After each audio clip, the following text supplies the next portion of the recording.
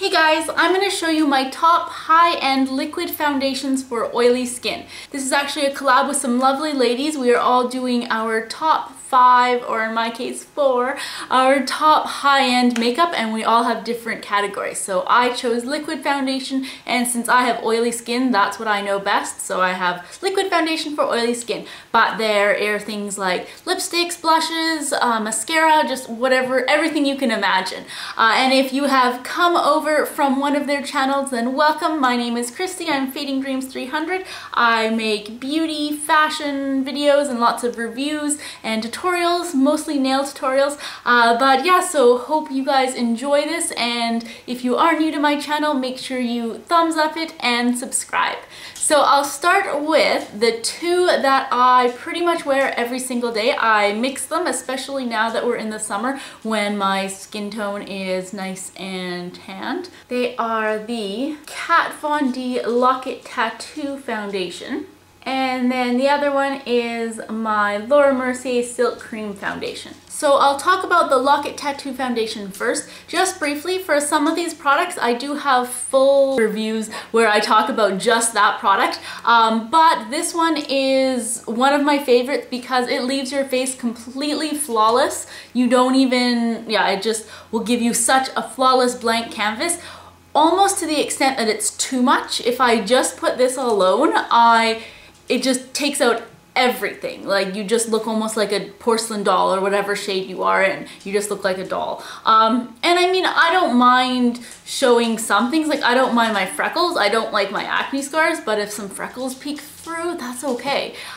So if I wear this alone, then yeah, that's, that's it. My face is just perfectly blank. And then you gotta do all the contouring, which is good. But just for regular, when I go to work, if I would just wear this, it is just too much. And I like this that it stays on when you sweat, if you're working out. And even if you go swimming, I noticed that, like when I was on my Caribbean cruise, if I wore makeup, I would go swimming, and then in the evening when I went to take off my makeup, I would still have foundation to take off. So it definitely is a pretty amazing product. So this one retails for $41 at Sephora, Canadian. So I think it's like $38 or something US, but I'm gonna be listing all the Canadian prices because I'm in Canada, so just take like $5 off if you're in the States, or add $5 or wherever you are. But $41 in Canada and Sephora. So for a high-end foundation, it's kind of in the middle range. I'd say almost to the cheaper end compared to some of the other ones that I have. So in that one, I am a very light shade. That one is perfect for the winter wear,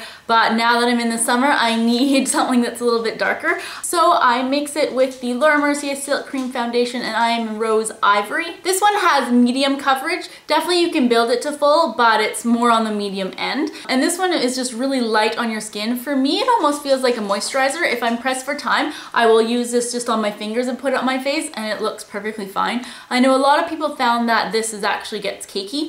I haven't found that. I usually apply it with my beauty blender. Actually, I always apply it with my beauty blender unless I'm like really pressed for time.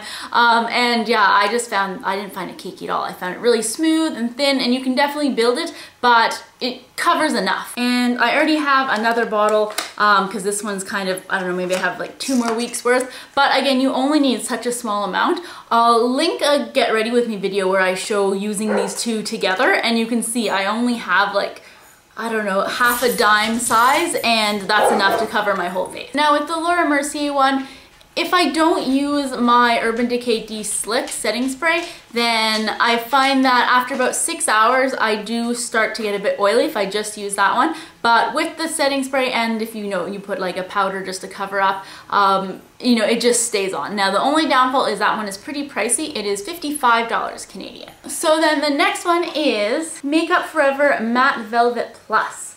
And I have 2 bottles because 2 different shades. One is the 15 and 25. I used these for about 4 years. I loved this. It was perfect for my skin. It again was somewhat waterproof, so if I was dancing or working out, then my makeup wasn't just gonna run. I'd still look pretty good even after I'd been sweating for an hour. And again, it was pretty full coverage, and yeah, no, it went on nice and smooth, and it was oil-free for the most part, and it was nice and matte. Now, obviously I do recommend, as with all of these, but especially with this one as well, to put on a setting powder, just because otherwise then it is matte, but just in like 4 hours you'd start to notice a little bit of oil for me.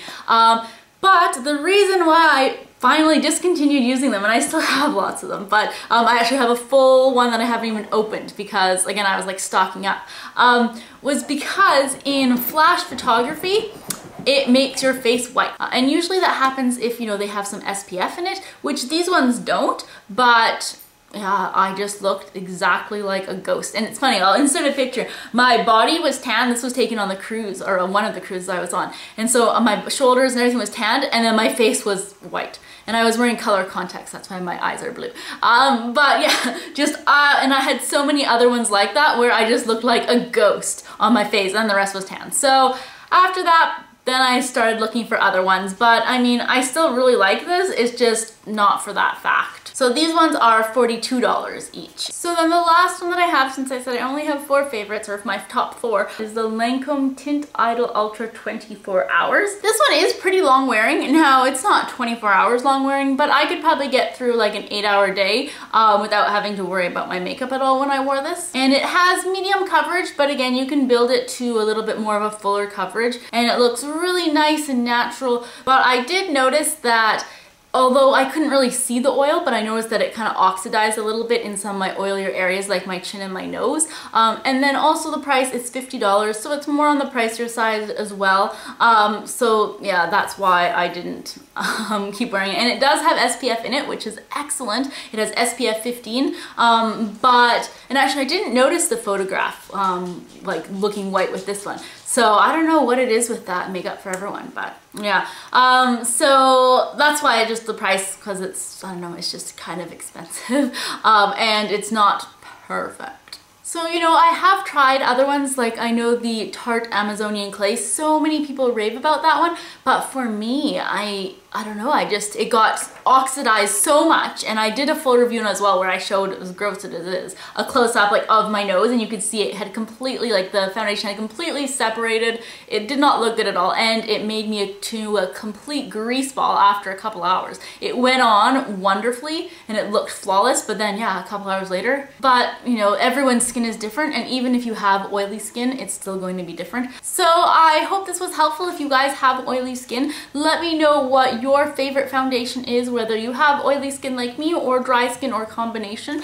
And again, if you are new to my channel, then welcome, and I hope you have enjoyed this video and you will subscribe and look at my other videos and see what else is to come.